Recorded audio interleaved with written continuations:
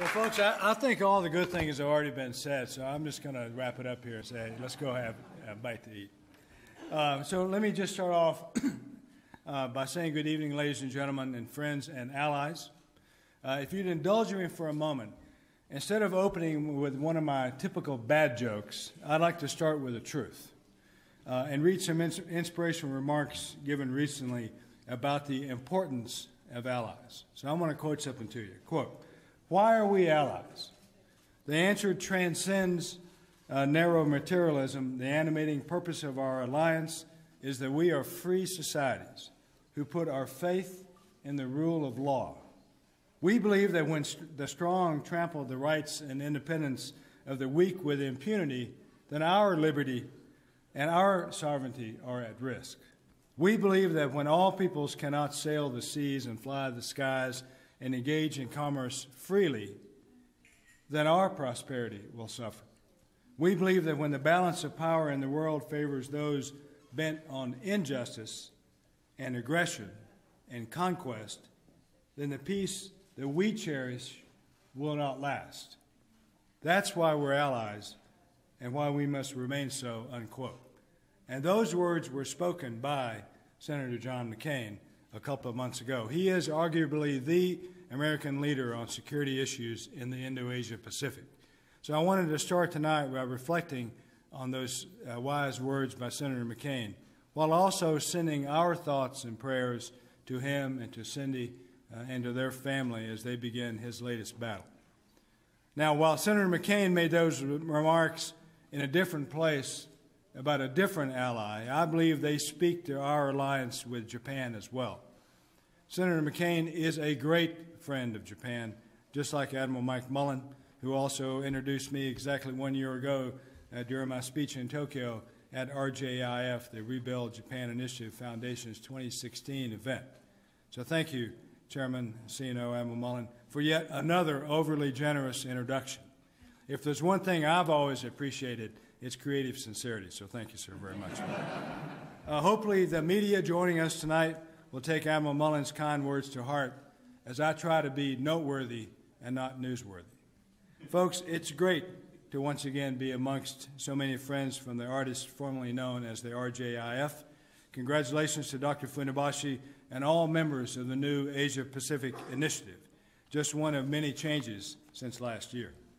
As strong defenders of the U.S.-Japan alliance, every person here tonight is worthy of recognition. But I'll just take a moment to specifically acknowledge a few, and to begin with Ambassador and Mrs. Sasai. Thank you very much for hosting us. What you and the Japanese diplomats here do on a daily basis matters so much to our countries and to the world. To the members of Congress here tonight from both houses and from both sides of the aisle, I think we all agree that our alliance with Japan is truly worthy of bipartisan support. And although he's not with us tonight, I'd like to acknowledge Bill Hagerty, our incoming U.S. ambassador to Japan. I'll be seeing him in Hawaii next month on his way to Japan, and I'm going to do everything I can to support him and the American diplomacy that keeps this alliance strong. We're fortunate to have Admiral Kawano with us tonight. He and I had dinner last night, so candidly, he's probably tired of talking to me.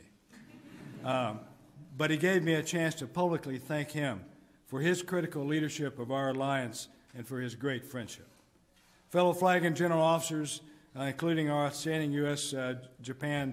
Forces Japan Commander General Martinez and Generals Ariki and Iwasaki and Jung and Sharp and Admirals Ruffhead, Blair, and Takei, and to the diplomatic corps here tonight, including former secretaries, assistant secretaries Dave Scheer and Danny Russell and Chip Gregson, and distinguished guests and ladies and gentlemen. I know the only thing that's keeping you from dinner tonight is me, so let me get down to business. As I mentioned, many of you saw me exactly 1 year ago in Tokyo, and a lot has changed in the last 12 months. So during our brief time together tonight, I'll begin by talking about how 3 of those changes have impacted our alliance. 1, last September, North Korea tested yet another nuclear device, and on July 4th of this year, Kim Jong-un successfully launched his first ever intercontinental ballistic missile, or ICBM. 2, China increased aggressive maneuvers in the East China Sea and continued its unabated militarization of the South China Sea.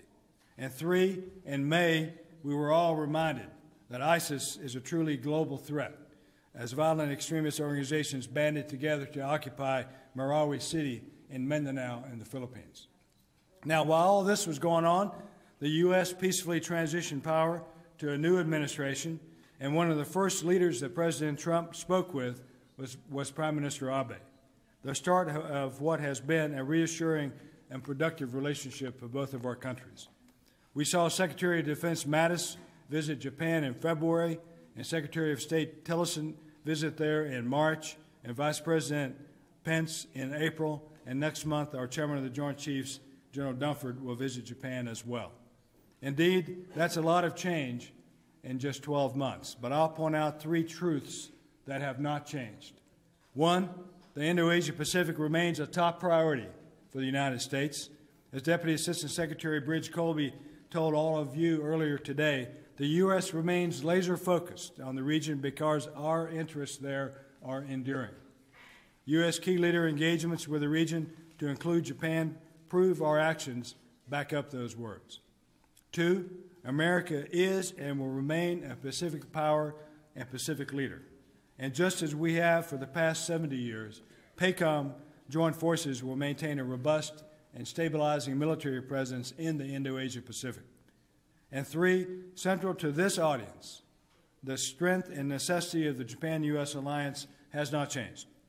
In a world crying out for leadership at the global level, the need for our alliance has never been stronger.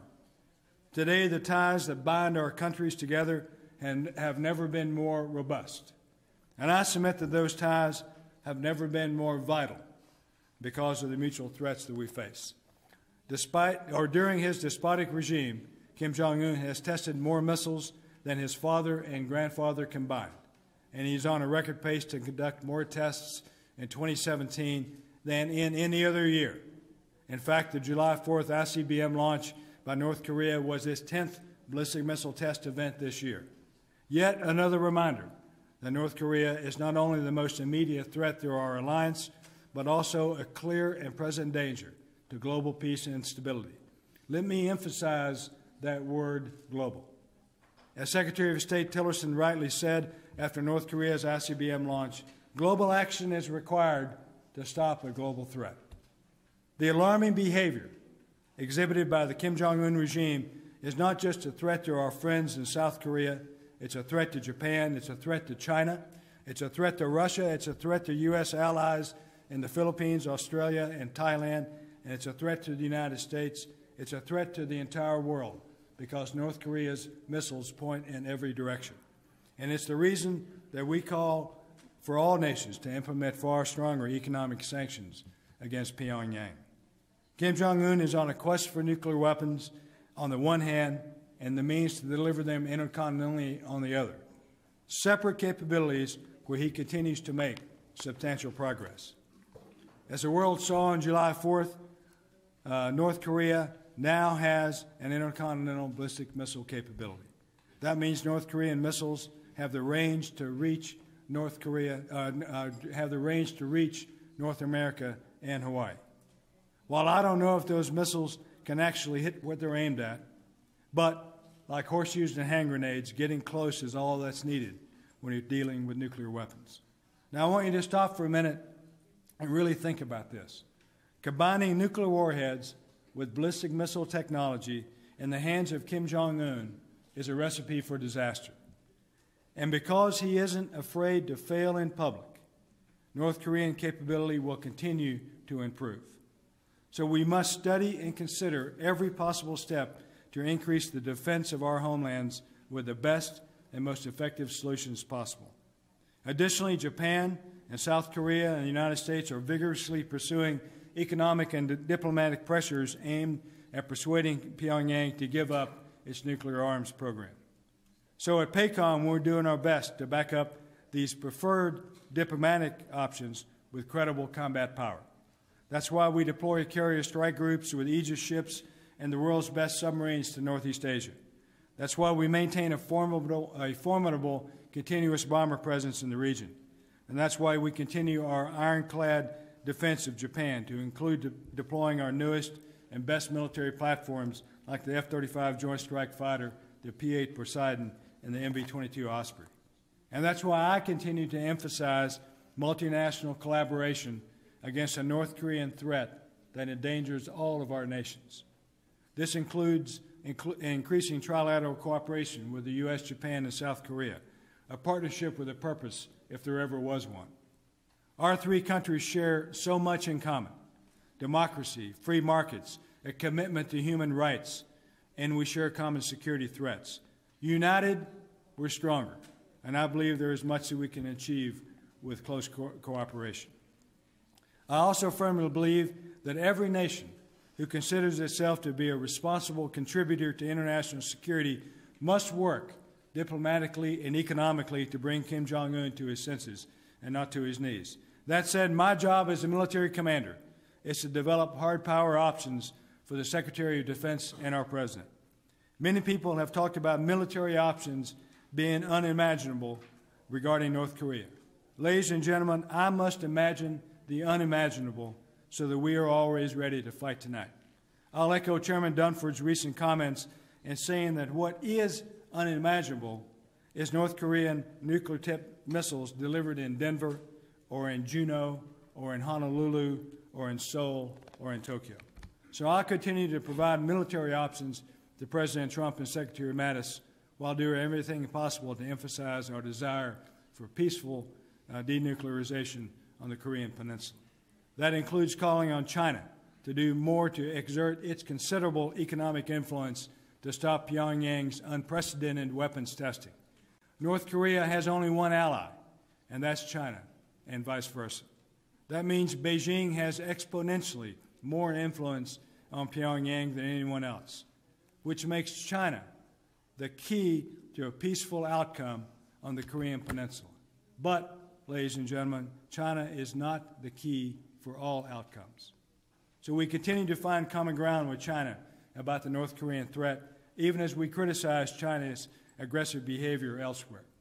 For example, some in the press reported this week about an unsafe air intercept by Chinese fighter jets on a U.S. Navy aircraft operating in international airspace. Now, while it's always difficult to ascertain true intent of Chinese pilots, the vast majority of air and sea interactions between the People's Liberation Army and the United States continues to be safe and professional. I want to emphasize that. Most of our interactions with the Chinese military continue to be peaceful, safe, and professional. That's because both of our nations have worked hard to develop military cooperation consultations in an attempt to avoid miscalculations. That said, I remain very concerned about Beijing's increasingly assertive actions that run counter to the international rules-based order. Some might find it odd for me to advocate cooperation with China on the one hand while criticizing Beijing on the other. But as I like to say, great powers can walk and chew gum at the same time. By that, I think we can praise Chinese efforts for help on issues like counter-piracy, even as we rightly hold them accountable for not doing enough to influence their North Korean ally. I think we can and should do both.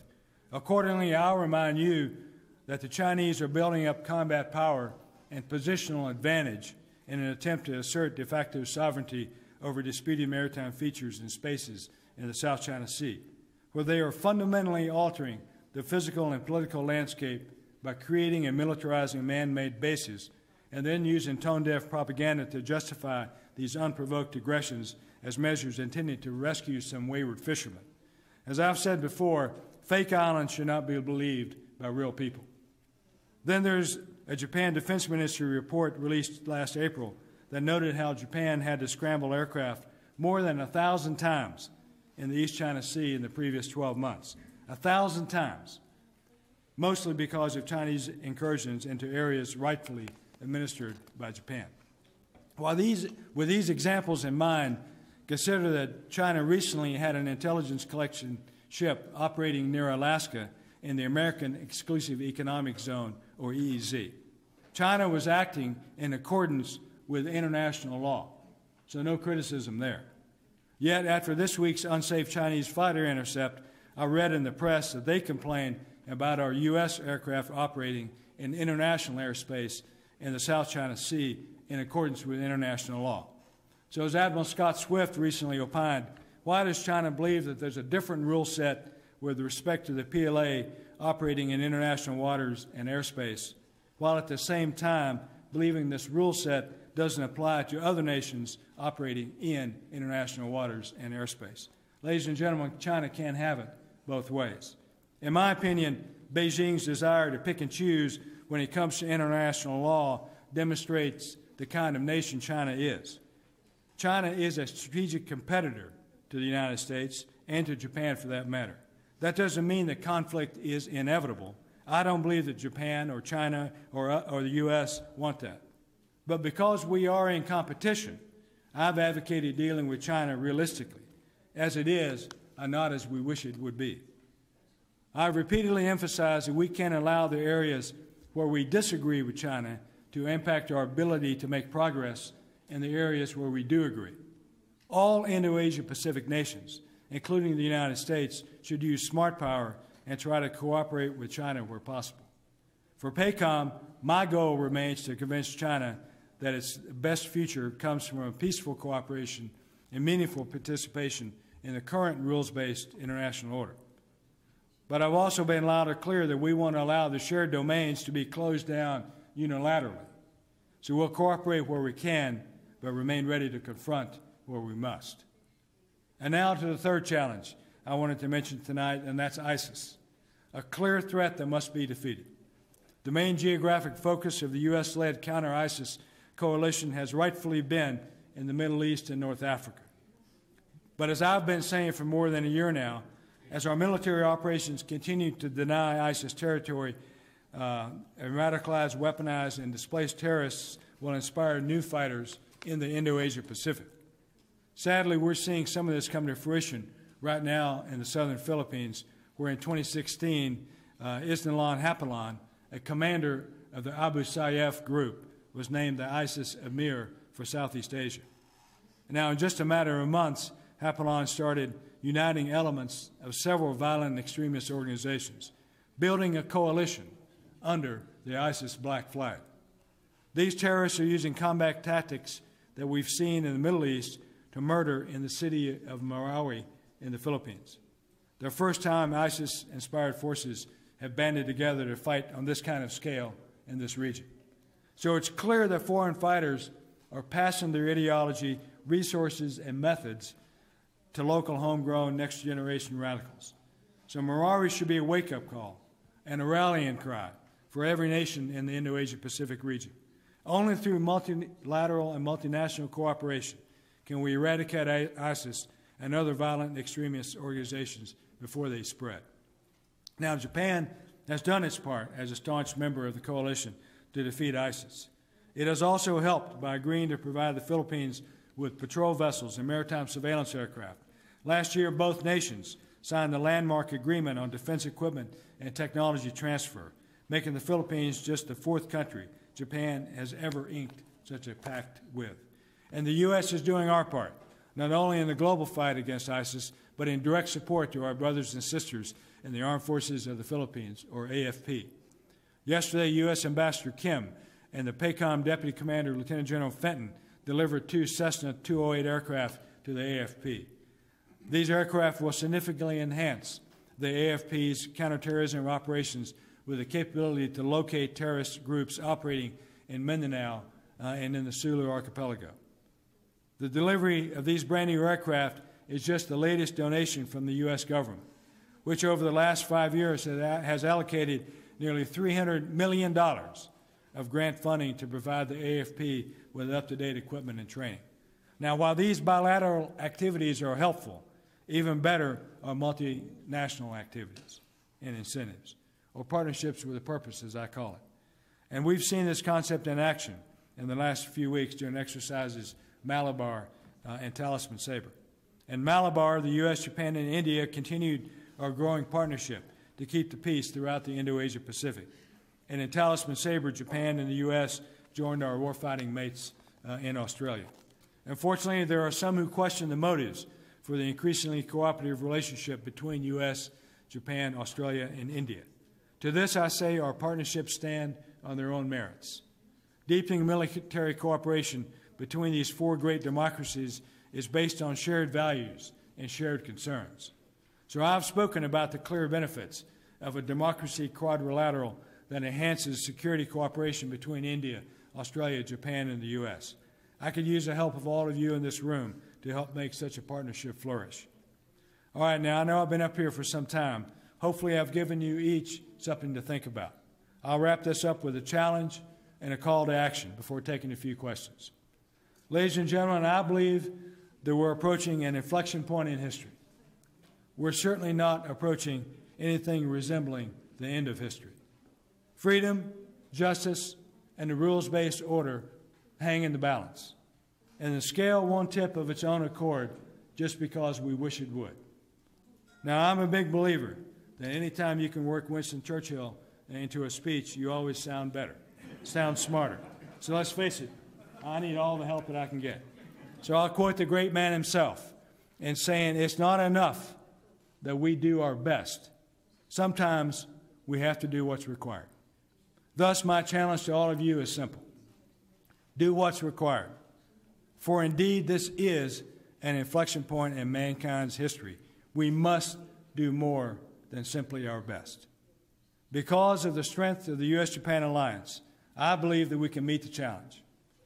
Whether it's the U.S. and Japan working together to provide assistance during the Great East Japan earthquake and tsunami, or working together to create a global echo chamber to pressure North Korea to abandon its nuclear and ballistic missile programs, or working together to combat violent extremist organizations like ISIS.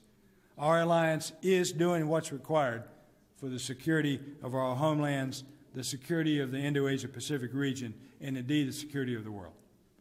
Now that I've given you my challenge, here's my call to action. We must be reminded of the truth of the trust we share. We must be reminded of the trust we share, because fate rarely calls upon us at a moment of our choosing. Fate rarely calls upon us at a moment of our choosing. That's a line from Transformers 2. Since it's summer movie season here in Washington, I thought that if you remember nothing else, that I said, maybe you'll remember the day that you were at the Military Statesmen Forum dinner and the Pacom commander stole a line from Optimus Prime. May God bless each of you. May God bless Japan and the United States. And may God keep our alliance as a pillar of strength for years to come. Thank you very much, and I look forward to your questions, and I look more forward to your dinner.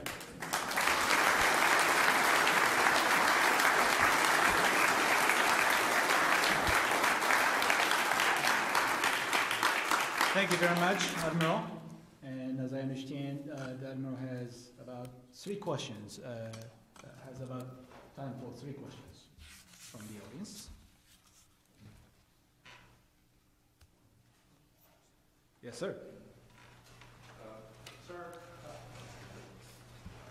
Thank you. Sir, looking from the operational perspective as the Pacom commander, as an alliance, looking to the future as they develop, for example, the next midterm defense program, what are a couple of areas that you would tell your Japanese counterparts, these are areas that you need to focus on? I think it's a great question. Some of the areas that Admiral Kawano and I have talked about is to ensure that whatever equipment that Japan buys or builds, that it stay interoperable with us. I think that's the most important thing. I'm less concerned. In fact, I'm agnostic to the platforms themselves, but I do care deeply that those platforms are interoperable with our stuff. And so if Japan builds its own stuff, gets stuff from someplace else, or gets stuff from us, the key piece there is that we remain interoperable. The second thing that I would encourage Japan to do, and I have, is that they continue to work closely with Korea because they face a combined threat, a common threat, rather, from North Korea. They face the same challenge and concern, I believe, from China. They have the same friend and ally in the United States. And in many instances, they share the same equipment, the same types of equipment. And so it seems to me only natural that they work together. And I believe the trilateral relationship between Japan, Korea, and the United States and the bilateral relationship between Japan and Korea are critical, especially as we move forward in these early years of the 21st century.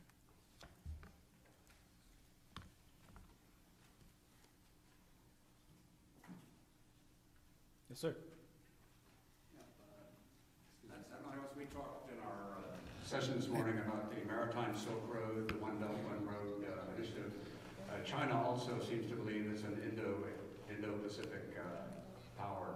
As you look at what China's up to across the board of maritime activities, commercial, political, potentially military, do you see opportunities or threats or some combination in this newly developing situation in the Indian part of their empire? So, Admiral, I look at the situation in the world through a lens darkly. My glass is always half empty, and so what I do not believe, as I mentioned in my remarks, that conflict with China is inevitable. I have to provide those options to the President and Secretary of Defense in case we come to that. So I want to take China at face value as it moves across the Asian landmass. I think that anytime you can increase trade with a lot of countries that are involved in One Belt, One Road, that's a good thing. It's a net good for those countries, and it's a good for China economically, and I don't see anything wrong with that. I do get concerned when China's aggressive behavior is focused in a way that overruns smaller countries, that doesn't pay attention to smaller countries, and ignores international rules and norms as we're seeing them do in the East and South China Seas. Dr. Nobushi?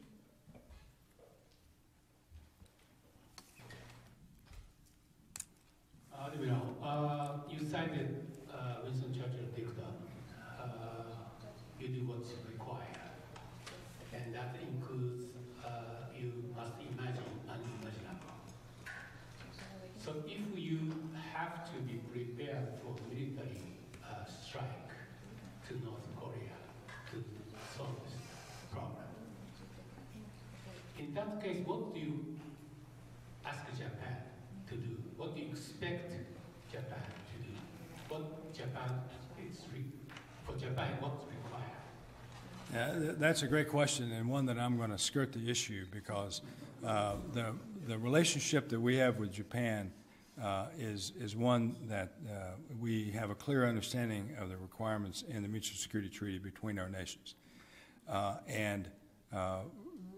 I don't want to go into the details of the discussions that we've had with Japan over what we expect Japan to do. I believe Japan will also do what's right, and that we'll be able to receive from Japan help and assistance where we need it, because the threat against South Korea is also the same threat against Japan.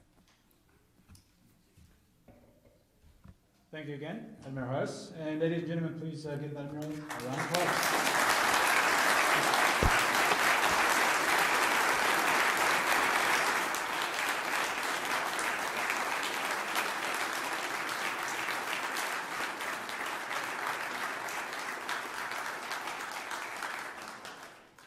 At this time, ladies and gentlemen, representing the Japanese members of the forum, General Ryoichi Oriki, the former Chief of Staff or Joint Staff, will make some